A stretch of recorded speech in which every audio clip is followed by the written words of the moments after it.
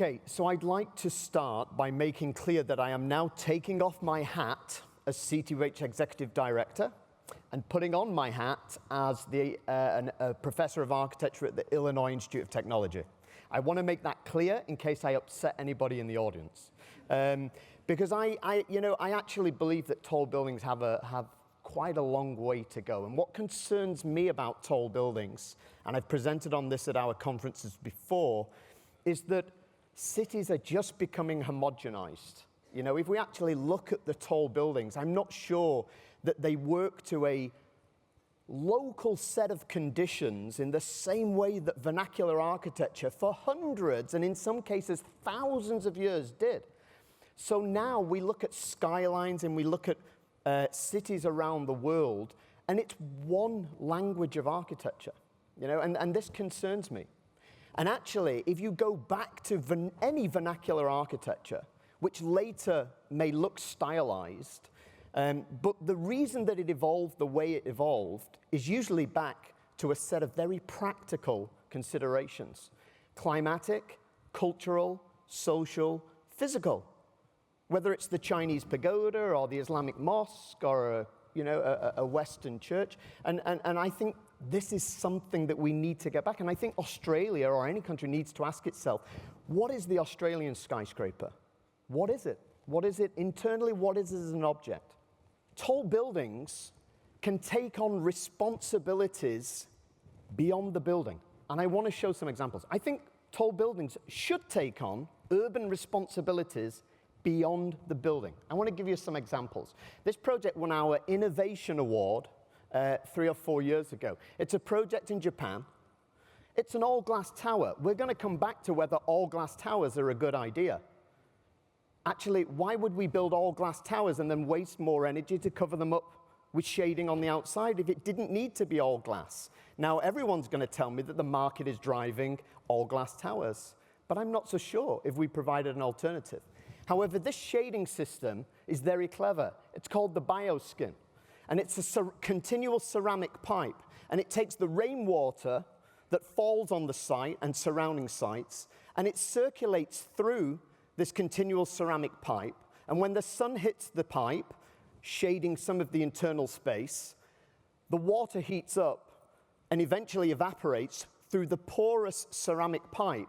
And in doing this, it takes heat energy out of the environment and reduces the temperature of the air around the building by typically 3 to 4 degrees on a hot day. In other words, this building is starting to tackle the problems of the urban heat island effect. Now, what if all buildings did this?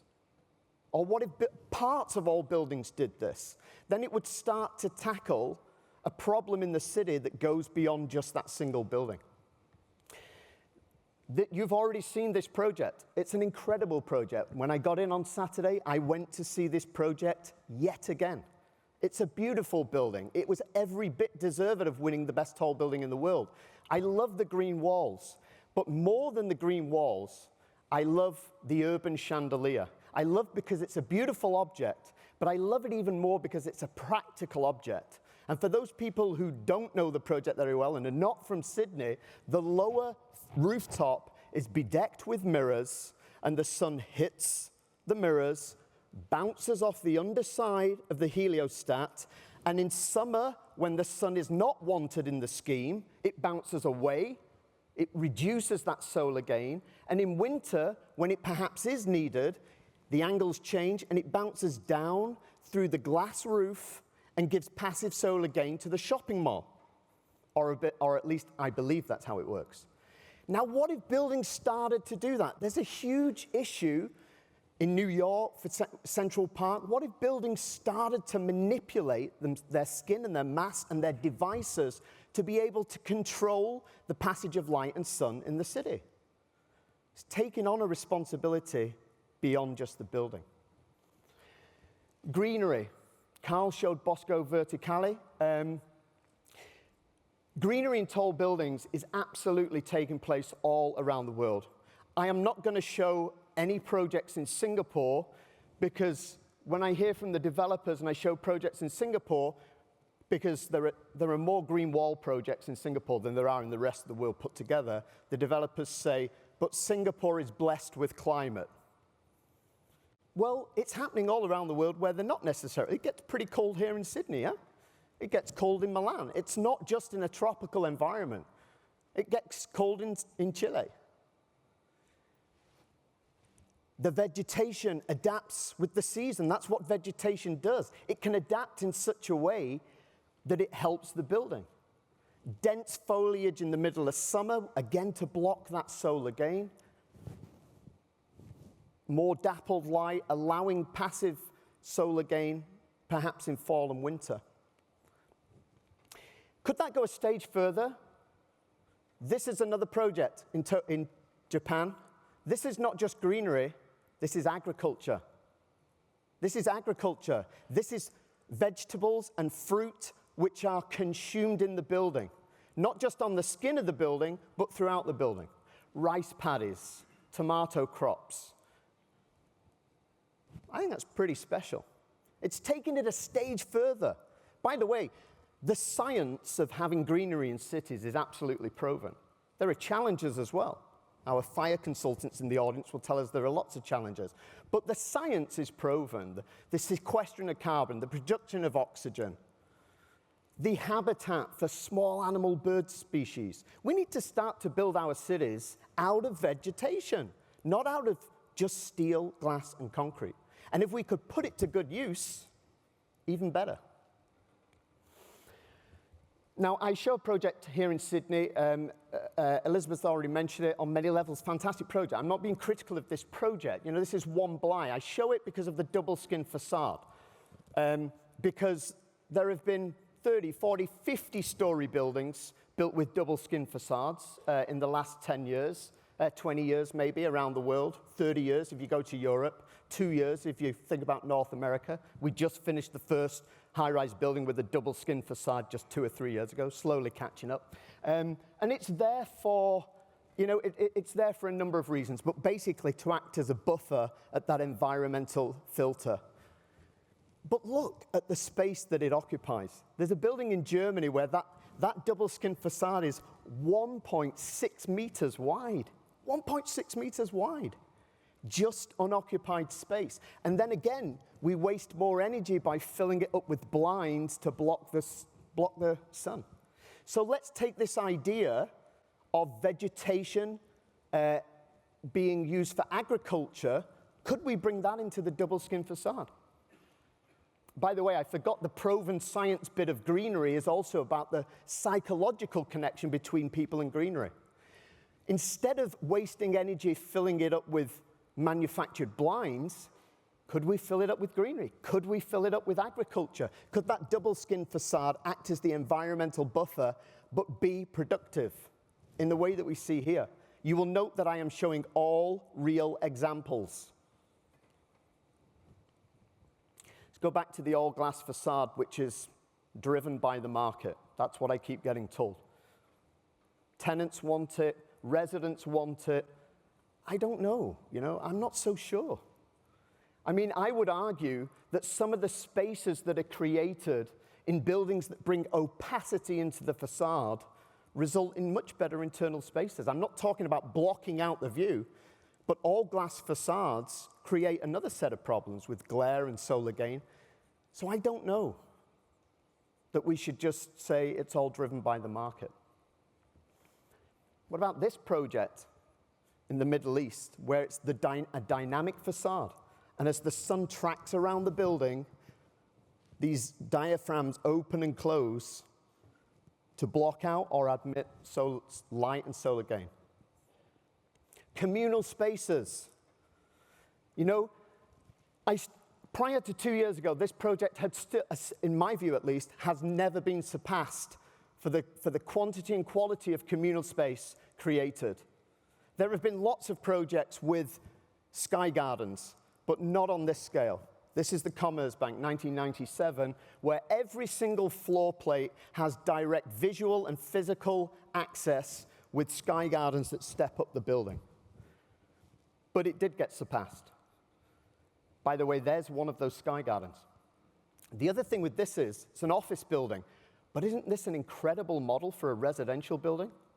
Every floor and every unit having access to these dozen sky gardens in the building. But it got surpassed last year with this building, where now we see the double-skin facade inhabited with the creation of 21 sky gardens spiraling up the whole building. So now I am going to go to Singapore. My PhD, which took me 10 years to finish, was about connections between buildings, physical connections.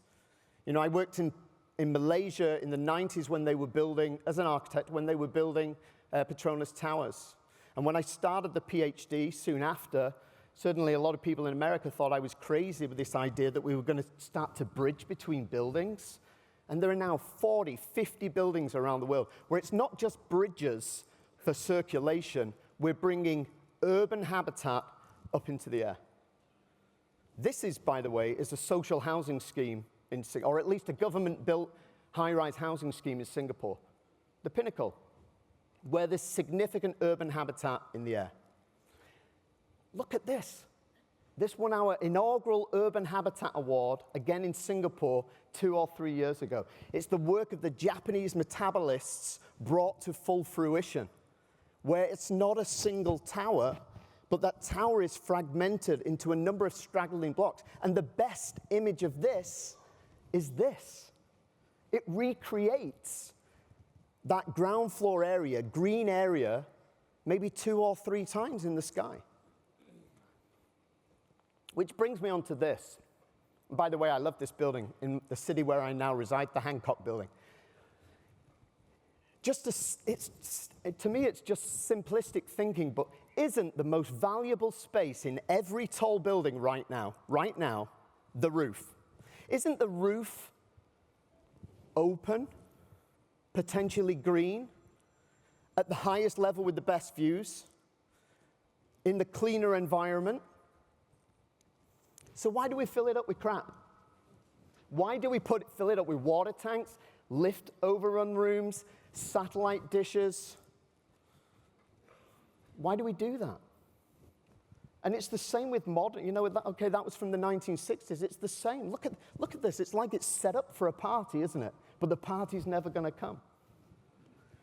Look at this. I would argue we could resolve those lift overrun rooms and have the whole roof free. But again, it's a real project. This doesn't require a new technology to enable this. And what happens when we really can do this and bring the sky bridge and the roof into the same plane and link the roofs and really create urban habitat at height? So I want to just show a series of diagrams where I think cities need to head in the future. Simplistic diagrams, but I ask you to consider a typical low to mid-rise city. And let's just say 1 million people live there at the moment. This is just a diagram to represent that. These 1 million people that live in this low or mid-rise city absolutely 100% rely on the ground plane for their existence. The ground plane is where all the infrastructure is. Ground, slightly below ground, slightly above ground. And by infrastructure, I do mean roads, and I do mean power and sewage and water networks, but as much as those networks, infrastructure means space, public space, soft space, hard space. And it means functions, civic functions, shops, schools, doctors' surgeries. So there is the infrastructure-enabled typical city, and 1 million people live there. That city of 1 million is going to go to 10 million over the next 20 years. And if you think that's science fiction, then I can tell you that it's not. There are 1 million people moving into cities every week on this planet. Cities in China and elsewhere are under these kind of pressures. So where did the other 9 million people go? Do we expand the city horizontally?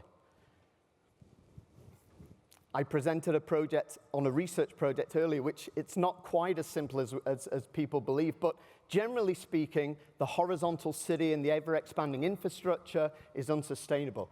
So there's only one direction for them to go. those 9 million people, it's got to go vertical. But this is what is happening in cities. They're becoming these isolated tower blocks. I don't think that's the way forward. The tower needs to be that horizontal part of the city, flipped vertical. And here's the key thing. With the infrastructure, with the public space, with the public functions, with the water and the sewage and all the other networks, because then if you started to do that, you have this alternative routing. So the idea of, and I can see people are in the audience horrified. I'm not suggesting that we should do this with Sydney right now. I'm saying that, you know, in cities that are seeing this development, maybe that's this idea of sustainable vertical urbanism. Now, okay, I'm a professor of architecture. I'm talking in a totally utopian way. How could this possibly happen? How could it happen financially? Well, here's how I think, in my simplistic way, this could happen financially. If we went back to the 1 million people, and the city with the 1 million people, low-rise, mid-rise, with that infrastructure, whose responsibility is the infrastructure? Who pays for the infrastructure? The local government, out of taxes. Well, we just put 10 times more people on the same plot of land, so don't we need 10 times more infrastructure? So that is still the responsibility of the local government to be paid out of taxes, but the buildings become public-private partnership.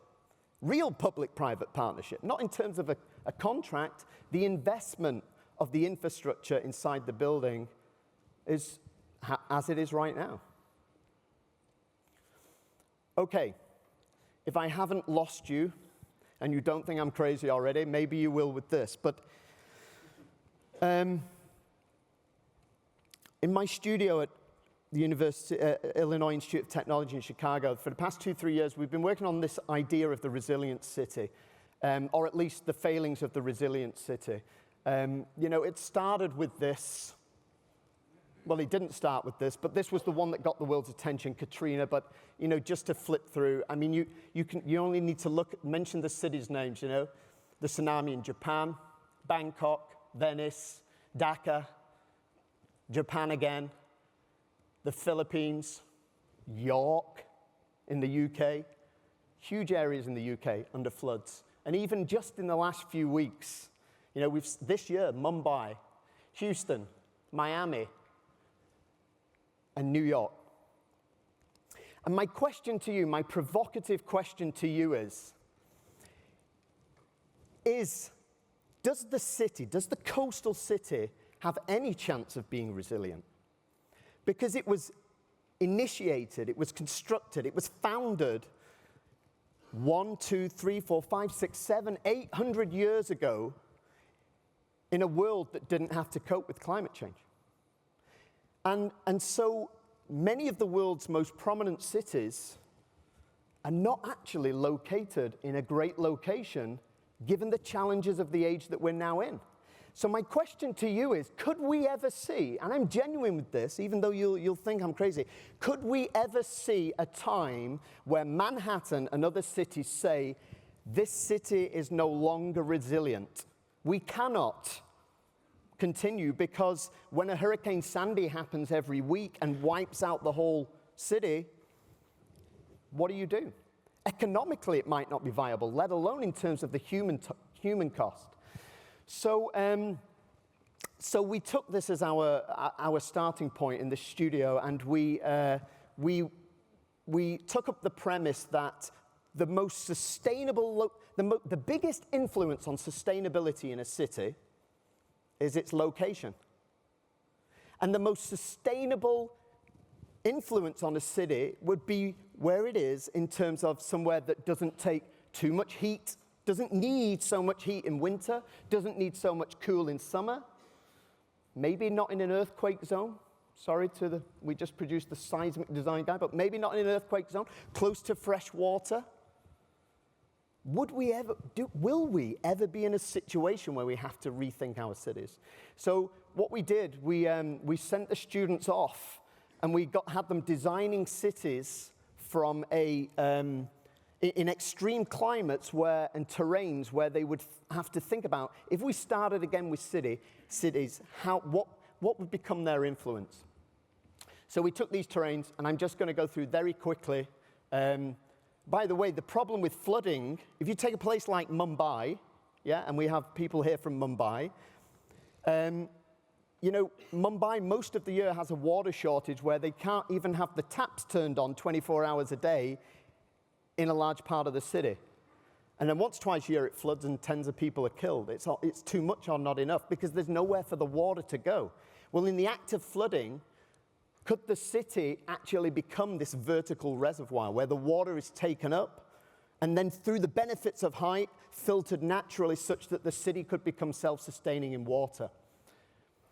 In the desert, what's the problem with the desert? No water, therefore no greenery or little greenery, intense solar. So if you're going to build in the desert, then the city needs to start at 500 meters and above where it has access to water through the cloud, because it rains in the desert, it just never hits the ground.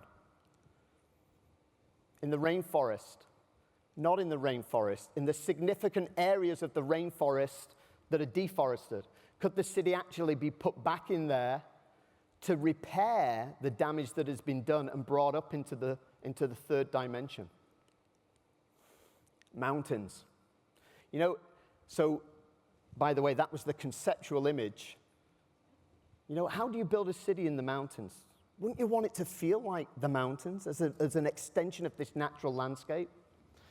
And I wanted to just introduce this concept, the Burj Khalifa. The external air temperature at the top of the Burj Khalifa on any given day might be 8 degrees centigrade cooler than the bottom, the air temperature at the top. Here's what I don't think we've picked up on. We're designing now and by the way, it's not just the air temperature, the wind conditions, the moisture conditions, everything is different with the great heights that we're seeing. We're designing single buildings that cut across 2 or more climate zones. So why are they the same? Wouldn't this influence all aspects of the building? Okay, a final note to finish on. So this idea of longevity, how much viability is left in many cities, how much longevity is left in tall buildings? I want to ask you this question. We're building a tower now that's 1,000 meters high. As we are here today, there are 1,325 buildings greater than 200 meters around the world. 1,325 buildings, 200 meters. My question to you is, what is the tallest building that we have ever demolished? 9/11 is not part of this, you know. I mean, positively taken down, dismantled. What's the tallest building that we've ever demolished? It's 187 meters. It's the Singer Building in New York, and it was taken down in 1968, and I wasn't even born in 1968. We're building these towers all around the world without any real thought about how long they're going to be around for or what happens even when they come to the end of their life. So the final point that I'd like to leave you with is, what if we had to design tall buildings or any buildings forever? Forever. That would completely change the way we approach them if we had to design them for a future which we don't yet know about. Thank you.